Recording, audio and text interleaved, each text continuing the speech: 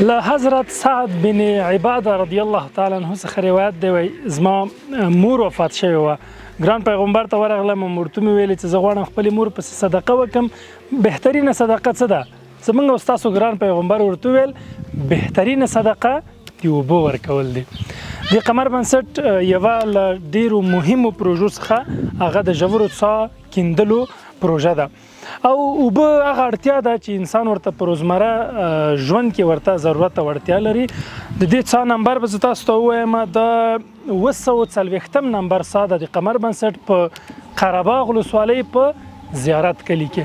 دلته د ورونو اوبو ته اړتیا درلودله، د شاوخوا کورونو اوبه نه وې، د دوی لپاره دغه څاه کیندل شوې ده.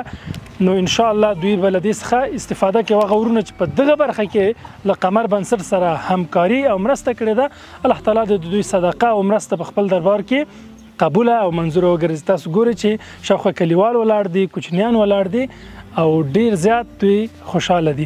ګرانو دوستانو، تاسو هم کولی شئ چې په دغه سفر او کاروان کې زموږ ملګري سئ او تاسو هم د څاګانو په برخه کې د څاګانو د کیندلو په برخه کې د قمر بنسټ سره خپله مرسته وکړئ. تاسو کولی شئ چې یوه څاه هم جوړه کړئ او د دې ترڅنګ داسې هم کولی شئ چې یوه برخه پیسې تاسو ورکړئ. تاسو ته به لینکونه پر سکرین باندې هم ښکاري، په ډسکرپشن کې هم ښکاري. تاسو کولی شئ چې خپله مرسته تر قمر بنسټ راولېږئ او موږ به انشاءالله د افغانستان په بنیادي او اساسي برخه کې استفاده کوو او ګټه به ترې اخلو او الله تعالی به تاسو ته د هغو بدلې او اجرونه درکړي. جزاک الله خیر.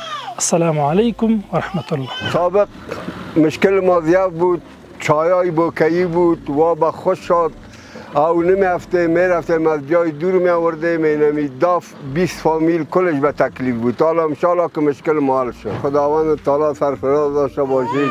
این صدقه جاری سی ثوابش به کاریگر انجینر مؤسسه و کلش میشه. آمین.